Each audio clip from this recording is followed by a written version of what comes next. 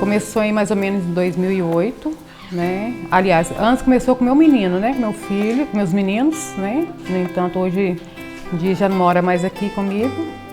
E aí depois a gente conheceu Daia, Luiz. A associação é uma associação sem fins lucrativos, né? Que se chama Associação Amanu, em homenagem a um filósofo brasileiro que se chama Álvaro Vieira Pinto, que cunhou o termo amanualidade, que vai dar depois prosseguimento na história da filosofia de Paulo Freire e de outros autores da filosofia e da educação. Teve um projeto de alfabetização de jovens e adultos nas áreas rurais e como tema gerador, né, das turmas foi trabalhada a questão da agricultura familiar e da agroecologia, e com isso a gente emendou um outro projeto porque a gente viu que tinha uma demanda muito grande pela comercialização. Tinha uma agricultura muito rica, muito diversificada, já agroecológica, né, de geração. Quando eu entrei no IEB, eu entrei para o projeto do CPF Cerrado, que é o Fundo de Parcerias para Ecossistemas Críticos.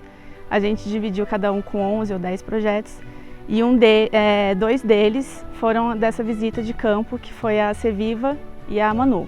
A Amanu trabalha mais com as propriedades rurais, né, para a questão dos quintais e de produção orgânica, de produção sem agrotóxico. E com a Ceviva, da Sempre Vivas, eu aprendi um mundo, né, um mundo que quando andava nos parques via as florzinhas, nunca imaginei a importância delas, né, ao cerrado, tanto medicinal e tanto para manter uma cultura tradicional, né. Então eu meio que me emociono assim por acompanhar esses projetos até o final. E aí a importância desses projetos, né, de manter que é o que mantém a conservação do cerrado mesmo em pé, né, que mantém o cerrado em pé.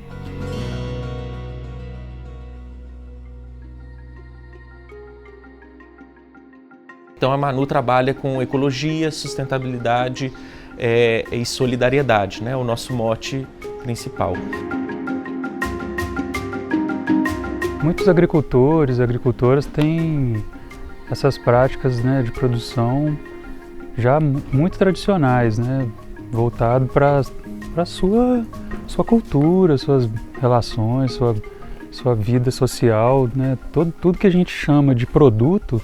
Antes de ser produto, antes tem uma aura, né? Tem uma coisa assim que está além dessa questão da comercialização.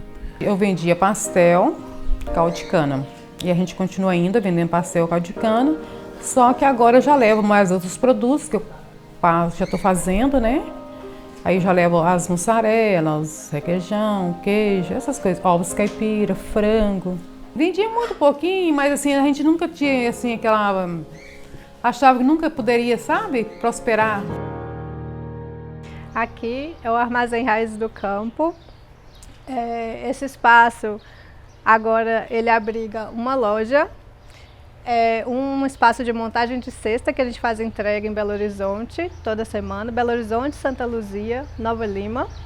E a gente está terminando de equipar uma cozinha também, onde a gente vai fazer o beneficiamento dos alimentos na época da safra, né? Conheci o armazém foi no ensino médio, com uma professora que fez um projeto de extensão com a gente e a UFMG. E aí nesse projeto o intuito era trazer os conhecimentos de comida e produtos de Jaboticatubas. Então a gente começou a ter algumas reuniões, inclusive aqui, antes de passar pela reforma. E por conhecer a professora, eu fui em algumas reuniões também do grupo da associação e da feirinha. Quando a gente constrói outras formas de comercialização, como a gente tem feito a partir do diagnóstico que nós tivemos na metodologia freiriana, de que um gargalo que a agricultura familiar no nosso território tem é com relação a comercialização, como levar o meu produto para você, que é meu consumidor, e como criar um vínculo entre nós, que a gente possa ter mais autonomia na comercialização. A gente percebeu pelos relatos dos agricultores como que o nosso sistema hoje de distribuição de alimentos, na sua centralização, ele pode gerar benefícios, mas ele pode gerar muitos malefícios para a agricultura familiar e para a preservação do cerrado dos nossos territórios. Quando eu escutei a dona Elza, né, associada da Manu, quando ela falou sobre o que ela conquistou depois de se associar à Manu, até me emocionou um pouco, porque ela demonstrou que através desse empoderamento feminino, né, das mulheres dentro das comunidades, ela pôde ter uma coisa chamada liberdade. E aí uma oportunidade de a gente gerar renda, né? Poder contribuir com uma coisa, né?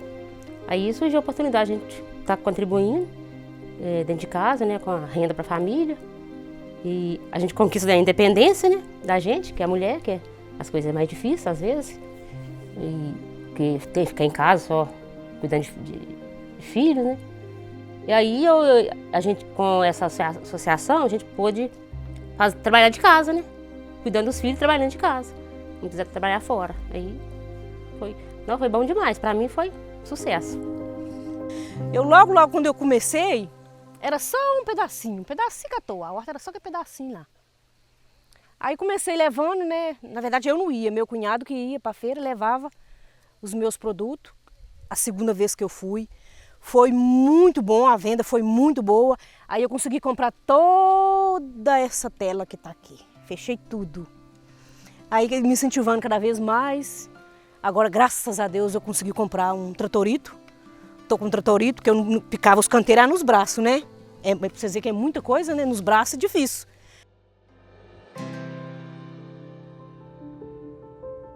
Assim como a Manu, outras organizações apoiadas pelo CPF Cerrado também trabalham para fortalecer os modos de vida das comunidades tradicionais em Minas Gerais. Entre elas está a Ceviva, que atua junto às apanhadoras de flores sempre vivas na Serra do Espinhaço, promovendo formação política, organização comunitária e práticas de extrativismo sustentável. Ser uma apanhadora de flores do Cerrado, para mim é muito importante, sabe? Porque assim, é de geração para geração, é trazido de pai para filho, né? E assim, eu falo que eu nasci apanhando flores, porque em Deus da gente criança que a gente sobe o cerrado para poder apanhar sempre viva. E é uma coisa assim que é uma renda complementar, né, das famílias, que é onde a gente também tem os encontros de todas as famílias, porque nem só a pessoa que vai, são várias famílias que desfrutam dali da panha da Sempre Viva. E é uma coisa muito gratificante, né, para todas as comunidades.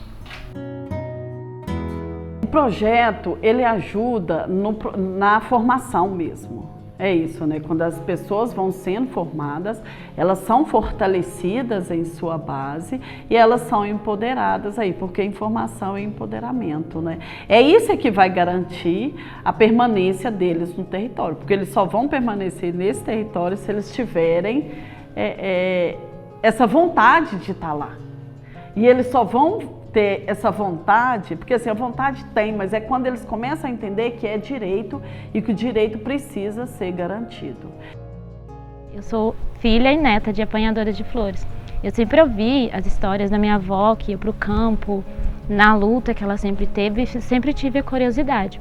Mas por causa do processo que a gente estava proibido de ir ao campo, o medo, essas questões, aí foi assim, uma experiência incrível. Eu fiquei até emocionada e eu fui com a minha tia, com a minha mãe, com as minhas irmãs e, assim, não tem explicação. Então, eu acho que esse projeto, ele veio pegar dois públicos que são fundamentais para esse processo de luta. As mulheres, porque é ela que está a força, é ela que está a resistência, é ela que está o cuidar. Então, assim, isso é fundamental. E a juventude, porque é a garantia da perpetuação aí, do modo de vida e também da luta dos apanhadores de flores. A gente abraça a diversidade, né? Entendendo que a natureza convive com a diversidade, e sem diversidade a natureza, nós não estaríamos nesse planeta talvez, né? Não existiria essa forma de vida como a gente tem aqui, é graças a essa diversidade que a gente tem essa riqueza que é a nossa cultura alimentar. Então, para resumir tudo isso que eu estou falando, a Associação Manu é a defesa da cultura alimentar que as comunidades do Cerrado preservam.